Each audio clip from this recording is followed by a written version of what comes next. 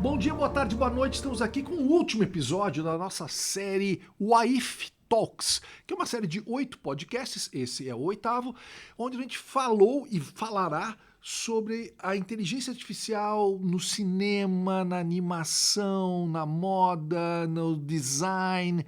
E hoje nós vamos falar especificamente sobre animação. A inteligência artificial na animação. Esses 8 episódios estão aqui promovendo o festival WAIF, o WAIF Festival, o WAIF Brasil, que vai acontecer no final de fevereiro, aqui na FAAP, 2 dias com exibição de filmes brasileiros feitos com IA ou com participação de IA e muitas mesas para se discutir ética, estética, enfim, parte de leis.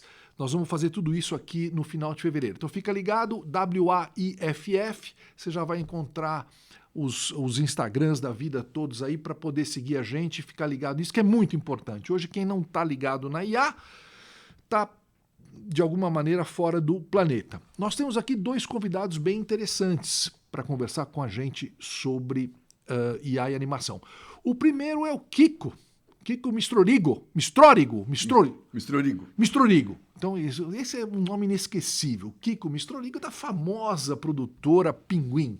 Quem trabalhou com cinema nos últimos 40 anos, Kiko? Mais ou menos, sabe quem é a Pinguim. Todo mundo, quem não passou pela Pinguim, não fez cinema de animação no Brasil. É um dos nomes mais importantes, portanto, da animação brasileira, é arquiteto de formação, é diretor de criação e cofundador dessa produtora Pinguim Content, estúdio por trás de algumas das séries infantis mais queridas do país, que você conhece muito bem. Peixonauta, De Onde Vem e O Show da Luna. Quem nunca ouviu falar dessas séries ou teve os seus filhos aí que curtiram pra caramba? Ao longo de mais de 3 décadas, dirigiu e produziu dezenas de projetos, incluindo 4 longas-metragens como o delicado Tarcibinha. Seu mais novo filme, que acabou de estrear, chama-se Eu e Meu Avô Minhojin. O que vai falar sobre ele? Que mergulha na memória afetiva da imigração japonesa. Então, ou seja, nós estamos aqui com um dos grandes realizadores de animação no Brasil. Eu já tasco-lhe uma pergunta, Kiko. Com tanto barulho dizendo que a inteligência artificial vai substituir os seres humanos, que a principal preocupação quando você bota um aluno para falar aqui, ele fala, vou perder meu emprego. Todo mundo está com medo disso. Em muitas tarefas criativas, como você faz para não ter medo de ficar obsoleto? O que a Pinguim está fazendo para dar esse baile na IA? Bom, primeiro acho que a gente não tem que ter medo de ter medo. Acho que ter medo é absolutamente natural num momento desse, numa transição tão violenta que está parecendo ser. E como eu já tenho esses anos todos que você falou aí, eu já passei por uma transição. Na verdade, passamos algumas transições. Sim. Dentre elas, da animação, passar para o computador, graças a um pouco ao Gil, que ele me apresentou um computador japonês que tinha um nome muito curioso para os jovens hoje em dia, que chama Amiga. Eu nunca tinha visto. Foi a primeira vez que eu vi um computador fazer animação, foi com o Gil Caserta. Que está aqui conosco, nós já vamos apresentar. Ele já deu um spoiler. Eu tinha que citar, porque, poxa vida, né? Mas aí, o que a gente está fazendo? Primeiro, a gente está falando com uma pessoa muito jovem, que é super importante isso, porque a gente pesquisa, a gente tem método para pesquisar, a gente tem método para ir atrás das coisas, para tentar estudar da forma que a gente sempre fez. Só que quem está chegando agora já está vindo com uma cabeça mais apropriada para usar essa inteligência artificial. Então, primeira coisa é o que é a inteligência artificial, o que ela pode ajudar a gente. Ela vai fazer imagem? Não sei se ela vai fazer a imagem pronta. Tão logo não, mas a criação fica clara que fica com a gente. Então, quando eu vou falar com um jovem que está com essa nuvem em cima dele, eu sempre falo assim, cara, não fica com medo da inteligência, não fica com medo de ter medo e depois analisa bem esse medo. E esse medo pode te fazer você agir de uma outra forma, de você ser amigo da inteligência artificial, de você tentar ser mais inteligente do que ela, porque ela é formada por coisas que nós já fizemos. E, além de tudo, a gente tem uma questão aqui no Brasil super importante, que a inteligência artificial ela é alimentada por gente lá de cima. Então, a nossa realidade aqui, ela vem meio distorcida quando a gente pede para a inteligência artificial fazer. Isso aí já é uma questão super importante, né? Mas a gente tem usado para layout nesse momento e para tentar, aos poucos, usar ela na parte de fluxo de produção. Então, não usá-la para fazer a imagem, mas para ajudar a gente a indexar arquivos, a tentar fazer com que a produção corra mais redonda. Pô, fiquei bem curioso com isso. Vamos falar sobre isso. A Pinguim não está fazendo imagens com inteligência artificial? Como isso funciona? Como que o Kiko está se virando com a inteligência artificial? Saberemos já já. E aqui temos o professor Gilberto Caserta, a quem ele carinhosamente o Kiko se referiu ao Gilberto como Gil, que é um dos pioneiros da animação digital no Brasil, que levou o tal do Amiga, que é o computador pro Kiko começar a trabalhar com a digital. Começou como chargista e migrou para o universo da computação gráfica nos anos 80, participando de projetos inovadores que aproximaram vídeo e tecnologia em uma época em que isso ainda era muito raro. Trabalhou com grandes nomes da animação, como Maurício de Souza e Ale Abreu, e ajudou a consolidar a finalização digital em produções para cinema, que é aquela parte que não havia antes, né? Não existia essa coisa da finalização digital. O filme era película, ele tinha outros processos. Quando veio para o digital, tem uma pessoa que é o finalizador, o cara que vai olhar para aquilo, ver se tem qualidade, como melhorar aquela imagem, empacotar o produto para fora. Tanto é que tem créditos no cinema, se você não sabe, é o finalizador, o cara que fechou com a conta. E aqui temos o nosso professor Gilberto Caserta. Desde 2017... é reconhecido por seu olhar atento às ferramentas e sua postura de experimentação aqui na FAAP. Caserta nunca parou de testar o que a tecnologia pode trazer de novo para a linguagem da animação, inclusive agora com a inteligência artificial. Vamos saber tudo, portanto, estamos com 2 mestres. Caserta, e os jovens, os alunos, como a gente faz para eles não terem medo da tecnologia e pensarem nela como um aliado? Tem como? Eu acho que tem. É meio difícil porque, principalmente... os alunos do curso de animação, eu acho que são bem refratários no primeiro momento. Porque acho que a animação também tem um lado diferente um pouco do resto da indústria do audiovisual, tem um lado artesanal que eu acho que impacta muito eles, né? Então, eu percebo que eles estão muito preocupados e acho que a melhor maneira de você eliminar essa preocupação é se jogar na água, né? Você tem que tomar contato, entender como funciona, o que você pode tirar daquilo, que precauções você precisa tomar, eventualmente, né, com o seu trabalho ou com o uso de trabalho de outros, mesmo sem você ter ciência que, eventualmente, um trabalho que você está gerando num sistema, de repente, tem alguma autoria, né? Então, eu acho que a primeira recomendação é mergulhar. Eu acho que tem que começar a fazer uso, né? E o que a gente tem tentado trazer para eles é isso. Você tem um lado um pouco que o Kiko estava comentando. A gente, como vem de uma geração lá atrás, né, a gente já passou por não exatamente a mesma coisa, mas por processos relativamente parecidos, né? Quando a gente saiu do acetato, que foi a parte que eu comecei, assim, a gente saiu do acetato e entrou no digital, você teve um choque muito grande. Você tinha uma sala com 10 pessoas pintando no acetato, pendurando em varal para secar, para depois fotografar, né, quadro a quadro, para gerar o filme. E quando você entra com o digital, de 15 pessoas, você tinha 2 pessoas ali trabalhando. Então, já foi um choque muito grande. Mas, normalmente, é nessa etapa do trabalho mecânico, né? Então, o trabalho repetitivo. Então, eu acho que isso eles precisam estar cientes. O trabalho criativo, eu acho que o computador, né, e a inteligência, né, acaba auxiliando no processo criativo. E nos processos repetitivos, mecânicos, eu acho que ela vai entrar com tudo mesmo, não vai ter jeito. Veja, uma curiosidade que eu não sei, talvez seja uma questão de classificação. Quando a gente faz uma imagem, cria uma imagem na IA, seja ela bastante realista, né, 2 pessoas sentadas numa mesa de café, a gente cria 2 personagens de animação que estão sentados numa mesa de café. Qual é a diferença? Será que tudo que a gente faz em IA hoje é animação? Será que a gente poderia chamar isso? Poxa vida, não sei. Olha, porque uma coisa é você fazer Animação sempre foi um termo, aliás, bastante genérico para as coisas, né? Então você fala, o que é animação? Animação é você conseguir usar esse fenômeno que a nossa retina retém o quadro anterior e aí fazer a ilusão do movimento, que aí depois o cinema faz isso com fotografia, mas a gente faz isso.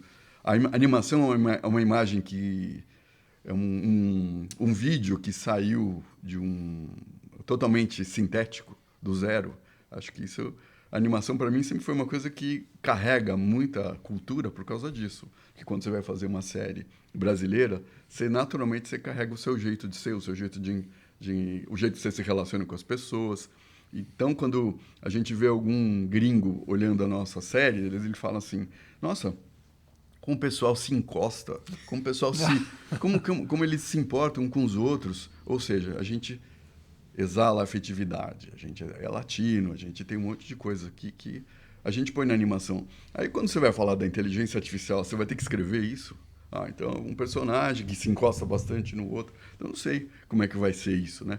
Mas essa pergunta eu acho que ainda pode ser que seja animação, mas daqui a pouco a gente vai ter que mudar essa classificação. É verdade. Por que não vai poder ser tudo classificado como animação? Porque senão...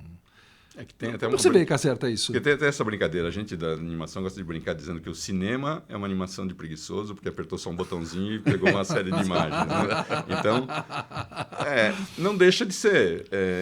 Eu considero que é uma forma de se animar. Só que, em vez de você usar caneta, você eventualmente está usando ali um prompt, você está orientando para gerar uma sequência de imagens que, quando você der um play nessa sequência de imagens, você vai ter a sensação de movimento e Sim. não deixa de ser animação. Sim. Né? É. Então, ou até uma animação que vai fingir ser uma animação, então, você vai ter que escrever, né? E que eu percebo que hoje em dia é até mais difícil você fazer... É muito mais fácil hoje em dia com IA você fazer algo realista, fotográfico, do que você fazer algo que não seja anime, né? Exato. Anime já você vê muito, mas se você quiser um estilo específico de animação, ainda é algo meio complicado, né? Então, Mas como eu acredito que isso é tudo tão rápido, temporal, né? provavelmente o ano que vem, ou, enfim, isso vai estar tudo resolvido. É só uma questão da gente saber para onde nós queremos ir. Eu acho que a gente vai para esse lugar. Agora, eu tenho muita curiosidade, creio que quem está nos assistindo também, como que uma empresa tradicional de animação está abraçando a IA. Você falou que a IA, para vocês não criam imagem com IA. É isso, Kiko? Não, por exemplo, eu vou dar um exemplo muito curioso. A gente está fazendo a 9ª temporada do Show da Luna e ela está se passando na Amazônia. Então, a Luna, para mostrar a diversidade da Amazônia, cada episódio ela vai estar numa região amazônica, inclusive fora do Brasil, porque a Amazônia é transnacional, né? Aí você põe lá no IA, floresta amazônica, blá, blá, blá, blá. Puta, vem um negócio que não tem nada a ver. Vem plantas estranhíssimas. Pra você ter uma ideia, era um sapo, foi uma brincadeira isso, era um sapo num igarapó, e aí ele botaram aquela plantinha, que eu esqueci o nome agora, que ela é compridinha e parece uma espiguinha de milho, assim, marrom. Sim, Isso não tem na Amazônia. Então, eles puseram lá. Você põe uma praia, é uma praia caribenha. Então, não dá para usar. A gente, nesse momento, ainda quando a coisa é muito específica, é um horror. Agora, o que ela pode fazer? Dar ideias de luz, ideias de câmera, ideias de enquadramento. Isso sim, isso foi muito interessante. A gente usa sim para falar com o desenhista de história de cenário. Ele sim, você vai dar um layout para ele e aí, em vez de você riscar aqui no papel, você dá uma coisa um pouquinho mais encaminhada e que também tem a parte randômica da inteligência artificial, que às vezes traz uma coisa boa ou uma coisa ruim. Tem um exercício que me contaram, que eu não sei onde foi, que era um professor colocou uma foto e falou assim, para os alunos escreverem o prompt daquela foto, que é cheio de coisa a foto. Aí, depois ele jogou o prompt na IA para ver o que saía. Aí, ganhou esse, poxa, tá muito melhor, tá mais próximo e tal. Depois ele jogou de novo os mesmos e já ganhou outro. Então, isso ainda, essa variável ainda, sim, a gente não sabe dominar. Né? Não sabe dominar. Você põe o prompt, você não sabe o que vem do outro lado. É sempre quase que aquela revelação de Polaroid, né? Aquela imagem começa a vir, você fala, será que vai... O que é isso, né? Sempre tem uma surpresa na história.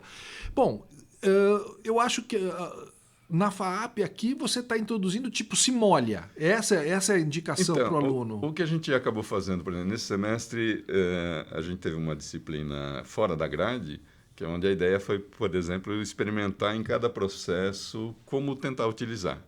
E foi interessante, ainda ferramentas gratuitas ou muito baratas e tal, mas foi interessante descobrir algumas coisas. Então, por exemplo, na etapa de roteiro, a gente jogava só uma ideia básica, não era um prompt muito sofisticado, em 3 IAs diferentes. E os roteiros eram muito parecidos, assim. E aí o que eu fiz? Eu joguei os 3 roteiros numa outra IA e falei, me diz aí, por que tem tanto ursinho? Toda a história, porque era uma história, aquele clássico, até que, acho que do pessoal do O2, que até ganhou um prêmio de festival de IA, do brinquedo que é abandonado pela criança, à medida que a criança vai crescendo, uma história padrão. Mas todos geraram um roteiro muito semelhante, e sempre ursinho e tal. E aí eu pedi para uma outra IA analisar aquilo. E aí ela conta da história do presidente americano, que acho que foi, não sei se foi o Roosevelt, sei lá o que lançou um ursinho numa época, acho que pós-depressão, não sei o quê. Então isso daqui já está em algum lugar, em algum imaginário de contar histórias para criança, que todas Tem as IAs ursinho. e trouxeram. Depois a gente pediu para gerar imagem a partir desses roteiros, pegando cada etapa do roteiro, né? Vamos gerar uma imagem dessa sequência. Cara, os enquadramentos muito parecidos, é sempre assim, meio que aquele 3/4, a janelinha aqui, assim, parece que existe uma fonte muito comum, né? Então, eu acho que é interessante quando você fala, quando ela gera algo fora da curva, né? Traz até um erro, eu acho que é aí que é legal, que você começa a buscar algo... eu me lembro, a gente, né, voltando pré-computador, que a gente em agência, em jornal, a gente não tinha aqueles anuários de fotografia, você ficava catalogando, procurando uma inspiração. É mais ou menos o que ela acaba fazendo para a gente. Eu percebo que ela acaba trazendo coisas que daí você vai selecionando, você vai definindo para que caminho você quer chegar, né? Eu faço uma brincadeira, eu assisti os seus outros programas aqui, e eu faço uma brincadeira, eu concordo com você a história do agente, mas eu prefiro chamar a IA como um cachorrinho treinado por uma outra pessoa. Alguém treinou, me deu o cachorro e eu mando ele fazer as coisas, ele nem sempre faz o que eu quero, sabe assim?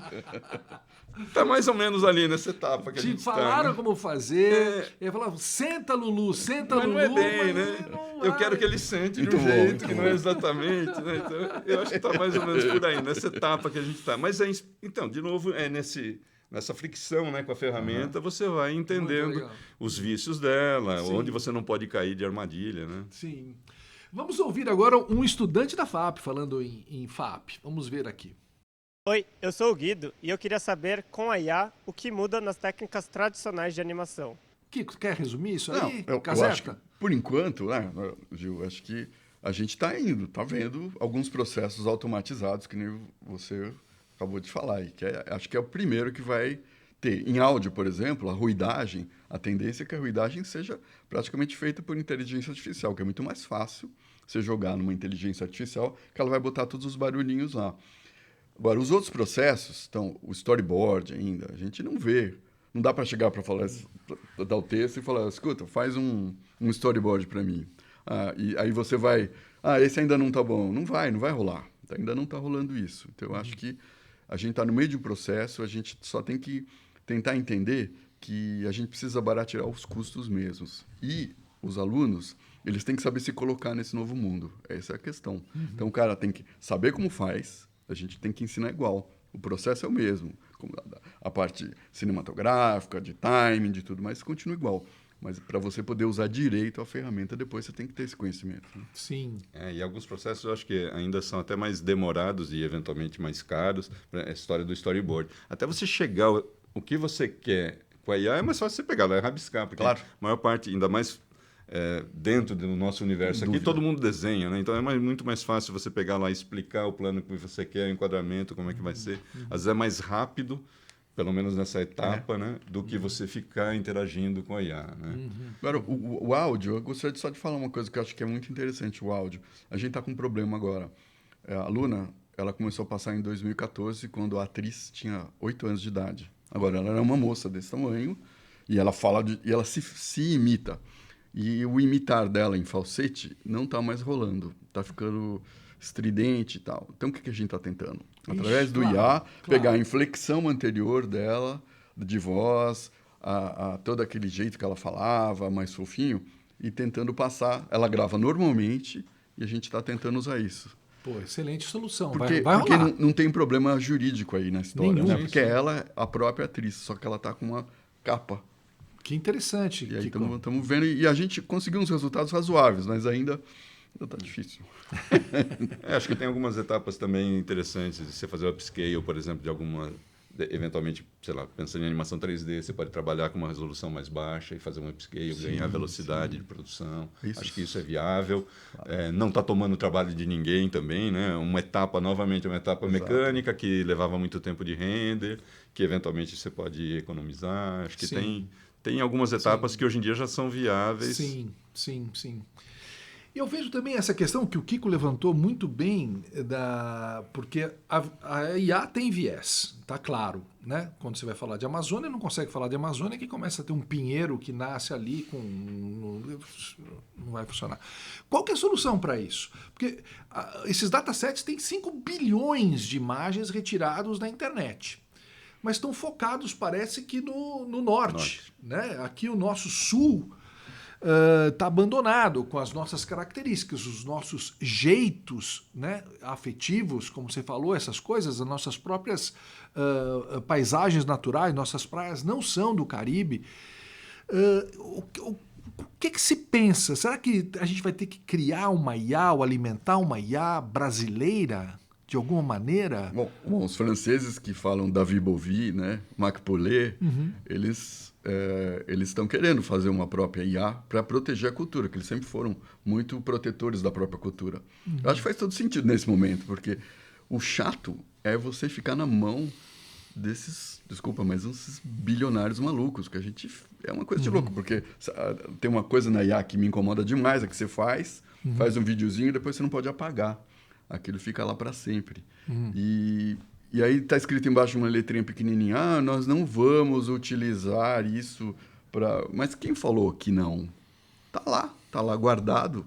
Então, é uma loucura isso. É a mesma coisa que a gente fosse no Carrefour, comprasse alguma coisa e ficasse o buraco do que eu comprei lá, todo mundo sabe o que eu comprei pro resto da vida. Era uma coisa de louco isso. Então, eu acho que a gente ter a própria IA talvez seja uma questão de autonomia, da gente, de alguma forma, combater. Eu acho que as duas culturas, como sempre, têm que conviver. Quando a gente começou a animação, a gente falava sobre isso, que a gente tem que ocupar os espaços com a animação brasileira para ela conviver com as outras, não para combater as outras. Tem que conviver, porque acho que isso que é legal de uma nova geração, diferentemente da minha, que é ligar a TV, ver coisa brasileira, americana, canadense, inglesa juntas, né? A IA vai ter que fazer isso também, algo parecido. Talvez seja uma das soluções, seja essa. Ter criar uma IA que pense e seja feita por brasileiros? Eu acho que não necessariamente criar uma IA, mas um dataset local, sem dúvida alguma. Né? Eu gosto de lembrar, assim, a minha infância, eu assistia a Manda-Chuva, eu saía na rua, eu não via lata de lixo de metal, eu não via o guarda de cap azulzinho que nem o guarda-belo. Né? E hoje em dia as crianças que assistem o show da Luna, eles têm referência nossa. Né? Então, esse tipo de coisa eu acho que é importante. Então, se a gente conseguir usar uma IA open source, alguma coisa assim, mas criar um dataset que você possa alimentar, que você possa restringir o quanto isso, sei lá, pode ser reutilizado sem autorização, eu acho que seria o mundo ideal. Né? Sim, a gente já está falando de ética e lei aqui, né? Nessa área especificamente, onde tudo é possível, né? Você está na área da animação, quais são, sei lá, as premissas éticas, estéticas e tecnológicas que o cara tem que ter quando vai fazer IA? O que ele não pode fazer? O que ele não deveria fazer? A gente viu aí Estúdio Ghibli, né? O cara vindo e falou, porra, que é isso? Né? Então, quais são... Como é que você passa para os seus alunos, Caserta?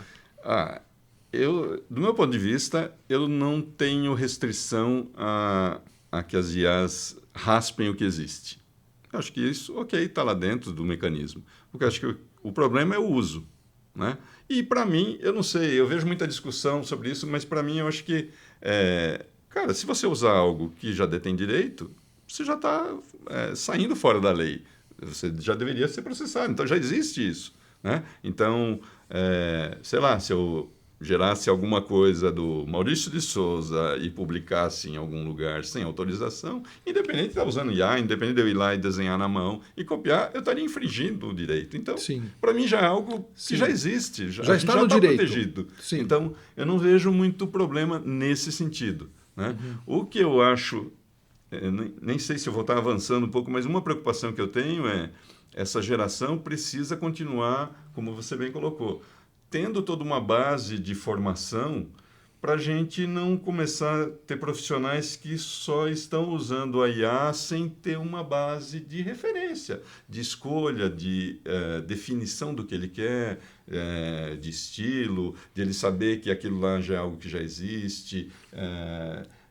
Enfim, a gente criar uma geração que vai ser meio que uma cópia da IA, vai continuar repetindo o que a IA já repetia e a gente vai perder um caminho de formação, né? Que é o que tem se discutido muito dos júniores em empresas que vão acabar sendo substituídos por algumas IAs e você não vai ter o processo de formação dessas pessoas, né? Então, eu acho que esse também é um papel da universidade muito legal, que é você trazer toda essa base para esse público, porque mesmo que ele seja um piloto de IA, ele vai saber o que ele está fazendo ali. Né? Sim, de novo, aquela questão do repertório que a gente fala muito aqui, total. né? Repertório total para que você consiga atuar. Agora, Kiko, lá na produtora tem algumas coisas, alguns policies. Olha, bom, primeiro que a gente tem um pouquinho assim de restrição, que nem falaram agora, tem um filme chinês feito só de IA. Aí você já vai ver com olhos críticos, né? E realmente você vai lá e você vê que ainda está longe. Mas eu acho que a gente tem que tomar muito cuidado. Eu tenho a impressão que daqui a pouco, quando a gente for no cinema, vai ser que nem comida orgânica e ultraprocessada. Você fala, isso aqui é IA?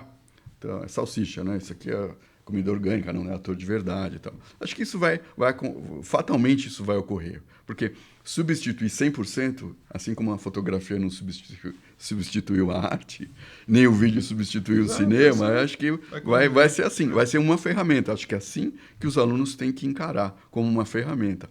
Agora, esse que vocês estavam falando sobre a questão de direitos, eu lembro que quando começou a internet, eu fui fazer um trabalho para o Itaú e era sobre arte. E aí eu aprendi uma coisa que eu não tinha ideia ainda, era bem no comecinho da internet, que uma coisa é você ser dono da obra. Então tem lá o colecionador, ele é dono daquilo ali. Mas quem é dono da imagem da obra? Não, esse é o autor. E essa é uma discussão que é um conceito super importante, que demorou para as pessoas entenderem, porque ela queria fazer, não, adorei esse quadro aí, vou estampar aqui na minha camisa. Não é assim. É uma imagem, você não é dono da imagem, né?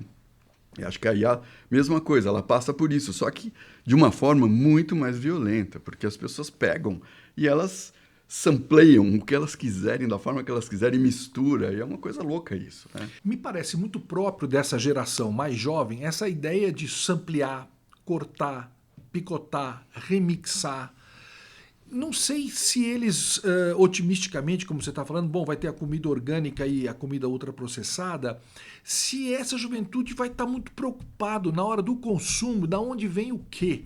Ele fala, aquilo tendo entretenimento e sendo rápido, que é a forma de consumo mais violenta hoje, estou falando da grande massa. Claro que sempre vai haver o cara, o garoto, que gosta daquilo, que vai ler o livro, que vai falar para os outros, vai assistir aquela animação feita ali na massinha e vai falar, puta, que genial isso.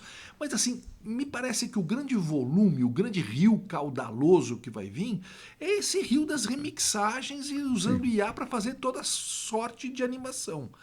Porque quando veio o vídeo, quando surgiu o vídeo no celular, foi uma revolução. Uma revolução. Todo mundo começou a fazer vídeo, coisa que ninguém nunca fez porque não tinha como fazer. Tinha câmera de vídeo, mas mesmo assim eram poucas pessoas que tinham. Quando é o celular, todo mundo tem. Então essa avalanche de vídeos, aí vem redes sociais, Instagram, TikTok, que começam a falar, olha, faz assim, o outro faz assim. Aí começaram a fazer aquilo e hoje é essa profusão imensa de material, de audiovisual, mixado, remixado, troca trilha e faz uma série de coisas assim. Será que a gente não está... Quer dizer, que momento é esse?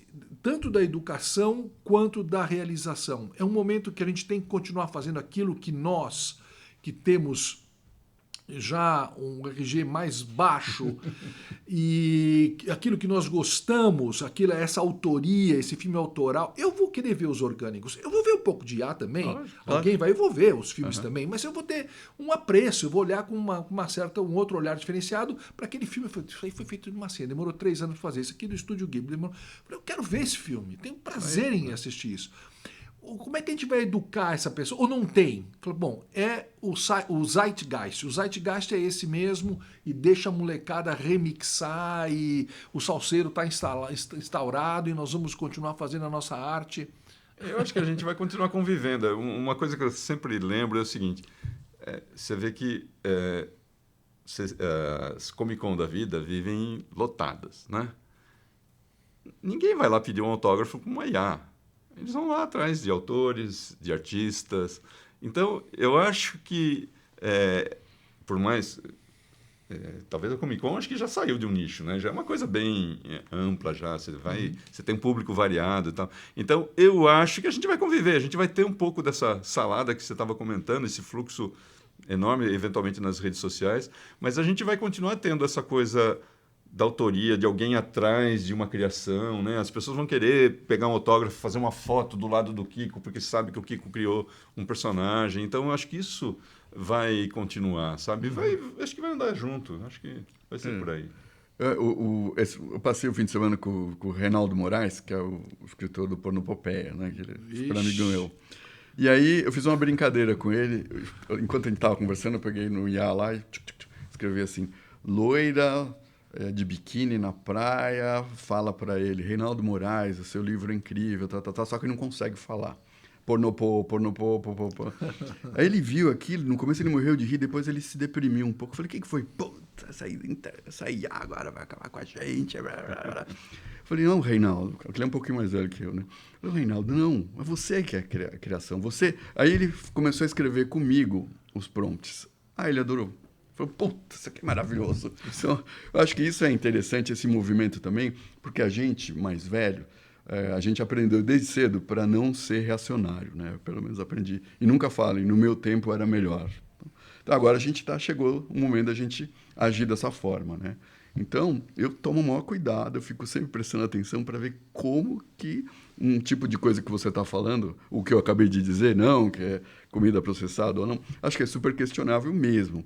Eu acho que vai ter de tudo da impressão, que vai ter um monte de coisa, uma produção enorme com um monte de nichozinhos. E não vai ter uma grande, assim, um agregador de massa, assim, eu acho que não. Interessante isso. O que a gente, hoje, vocês que são bem experientes nisso, a gente está falando de sermos mais experientes, né? Até pela idade, pela janela que a gente tem, mas hoje vocês já podem identificar, tanto no campo acadêmico quanto no campo profissional, aquilo que é moda, que vai passar, ou algumas tendências que vieram para ficar, no formato de animar, no formato de contar história. Vocês veem alguma tendência nesse sentido que vai falar? Vou falar uma coisa que é só para nossa idade mesmo, mas assim, ADO. Lembra? Nossa. Todo mundo usava. Para quem não sabe, ADO era aquele efeito de você aplicar uma imagem num objeto e girar e trocar. Cara, durante um período aquilo lá era... assim, contaminou tudo que existia de vinheta, de uso na televisão e tal, porque era a grande novidade. Eu acho que vai ser por aí.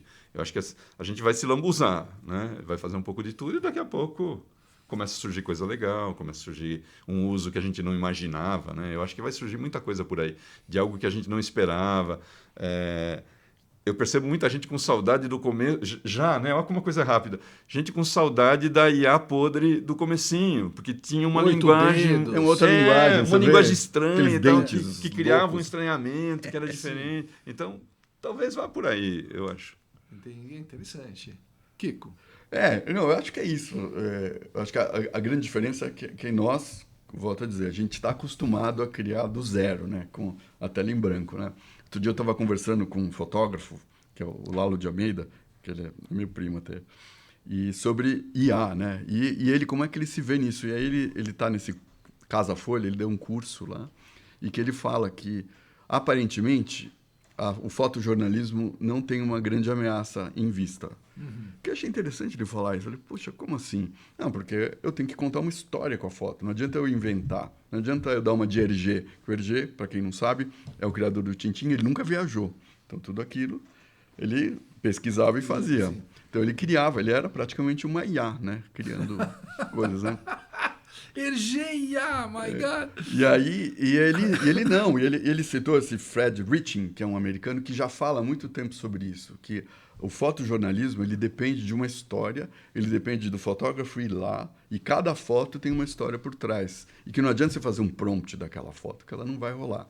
Então, eu entendi, achei legal esse ponto de vista, de realmente ela pode ajudar em algumas coisas, mas não para criar a foto dele, né? Exato. Não, eu advogo isso também, tenho certeza. Os documentários vão ser algo muito valorizado. Sem dúvida. Porque ele fez, viajou, entrevistou, captou, sofreu, perdeu, doeu, mudou o curso, né, do filme enquanto ele fez. Então aquilo é um documentário, o cara foi lá e fez. Nos outros filmes, falando só dos longa-metragens, eu acho que vai ter muito de IA para fazer as coisas extraordinárias, realmente que custavam bilhões, milhões de dólares, e o resto vai ter o De Niro, vai ter os grandes atores que são fundamentais para poder trazer a alma. A alma que é essa coisa tão indefinida, mas a gente que trabalha com imagem e com som, sabe que quando você está num lugar e você tem uma atriz que vai fazer a entonação do personagem, ela dá aquilo que às vezes você nunca teria pensado, excelente, ou um ator no set que você consegue uma coisa que você também, que ele te traz que você não tinha imaginado, e o conflito dele com a atriz, e aí gera uma emoção, uma alma. Realmente, ali tem essa coisa indefinida do que é alma. Quando você vai para IA, isso ainda está muito distante. Tanto é que parece que agora que a próxima classe de IA, tem até um filme novo francês chamado Dalloway. Nem estreou nem nada, mas aqui é um filme justamente onde a IA persegue, ela dialoga com a pessoa, ela persegue o sentimento. Ela fala, mas naquela noite, antes dele se atirar pela janela, o que é que você falou para ele? Mas por que ela está querendo saber disso? Ela estava querendo entender o processo da emoção ou da chispa. Entendeu? Quer dizer, a IA num nível que seria esse nível, né, onde ela começa a ter sentimentos de alguma forma. Enfim, ficção. Mas eu acho que a gente está um pouco nesse nível hoje em dia, que a gente vai passar talvez essa avalanche de coisas, a gente vai se cansar. Eu já estou cansado de ver um monte dessas imagens. Eu falei, pô, isso não me diz nada. E vai chegar talvez num modus vivendi onde uma coisa consiga conviver com a outra. O que a gente não pode permitir que mude nesse processo de criação, produção, execução? O que vocês acham? Eu tenho uma visão minha do cinema, mas vocês como animação. Bom, autoria, em primeiro lugar, né? Tem que ter um autor. Eu acho que isso, o autor vai ser o carimbo. IA sendo uma ferramenta controlável, acho que é muito bacana você ter autor, ter especialistas em IA. Eu acho que o processo, no fundo, a gente fica sempre tentando replicar a linha de produção que a gente está acostumado a trabalhar, né? Que é uma linha de produção que, antes da pandemia, ela era visível. E hoje em dia não é mais, que já é uma grande mudança, independentemente do IA, que é todo mundo trabalhando em casa. Então, e longe, né? E aí, o dia que você encontra o cara, você fala, nossa, como você é alto. Tem um animador, outro dia a gente foi... E falou, pô, não sabia que um cara era enorme, mas ali na telinha ele era igual a mim. Assim. Mas eu acho que essa mudança já foi radical. E essa questão da linha de produção, de toda... né, certinho, você vê lá, roteiro, animatic, o storyboard animatic, depois o first cut, animação, a trilha sonora, tudo aquilo direitinho, vinha o estagiário lá, era genial, porque o cara ia passando de etapa em etapa, e hoje em dia isso aí está se perdendo o pertencimento a uma equipe, fisicamente, tá? Eles não vão mais falar mal dos chefes no fim do período, assim, né? Que é uma coisa super saudável, né? Então, acho que isso é uma grande mudança que a gente acostumou já, né? Não adianta ficar lamentando, né? E assim como o IA vai chegar agora, a gente vai começar a acelerar o processo. E eu sou otimista, eu acho que talvez a gente consiga fazer coisas que a gente não imaginava fazer. Então, agora é uma questão da gente... O grande problema é a gente se manter informado, a gente receber informação de qualidade, porque informação tem um monte, né? Mas achar a coisa certa, isso me dá um pouco de aflição, às vezes, que eu fico procurando assim, e falo, nossa, aí você vai lá ver, não era bem aquilo.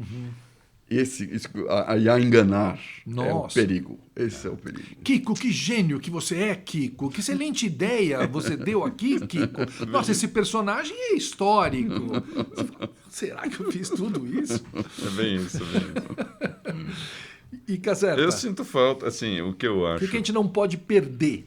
Então, eu acho que a gente tem nesse processo de interagir com a IA, eu acho que tem uma coisa que é legal, que é essa coisa das falhas, dos erros, dos desvios, que eu acho que a gente, vamos dizer assim, no físico, né? Eu acho que a gente tem um pouquinho mais contato com isso. E eu tenho medo dessa pasteurização. Hoje mesmo a gente estava num pitching aqui de alunos do 3º semestre.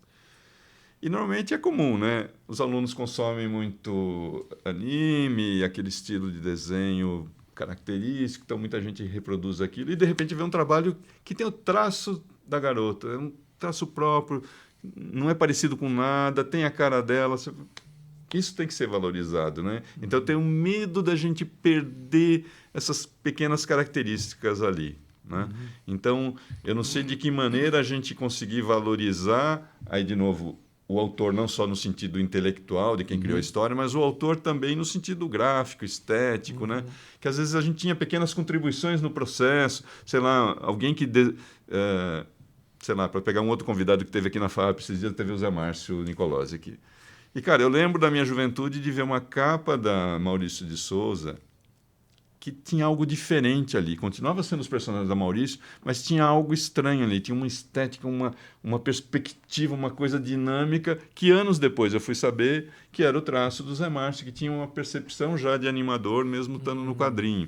Então eu só temo que a gente perca um pouquinho e a gente meio que vai ser... assim, talvez a gente atinja, né, uma qualidade legal e tal, mas... a tendência é dar uma homogeneizada, eu tenho medo disso. Então, o que eu acho que a gente não pode perder é trazer essas características próprias dos criadores, dos artistas, e desses erros humanos, né? Vamos dizer assim. Né? Puta, bem legal. Acho... Bem legal, né, Kiko? acho que é isso. Eu acho que senão você esfria muito a criação. Né? Acho que ela tem que estar quente, né? Tem que ser... E temos que errar, cara. Errar. Temos que errar muito e tentar, né? Poxa, gente, muito obrigado por terem vindo. Foi um papo animador mesmo. Literalmente. Literalmente, eu gostei muito, que eu conheço pouco da animação, sou só um admirador, mas muito legal ter vocês dois aqui, poder dividir essas ideias com a gente e com o pessoal aí de casa que está nos assistindo. Obrigado por terem vindo. Obrigado, foi um prazer estar aqui. O Gil. Nos reencontramos, você promoveu um reencontro. Olha, a gente se lembra quando tinha cabelo ainda. Sim, a última vez. Bom, gente, terminamos aqui a nossa série WAIF Talks. Esse foi o 8º episódio, nós tratamos de animação. Se você quiser ver os outros, tratamos de cinema, tratamos de fotografia, tratamos de design. Vejam os outros episódios que estão aí para trás. E não se esqueçam que em fevereiro de 2026 nós temos o festival WAIF Brasil, WAIFF, que vai acontecer aqui na FAAP. Será um fim de semana, serão 2 dias com exibição de filmes que foram feitos com IA, ou com ajuda de IA, com pouco de IA, e várias mesas discutindo leis, ética, criação, enfim, uma série de assuntos interessantes. Fique ligado, siga a gente que nos encontraremos então em fevereiro de 2026. Tchau!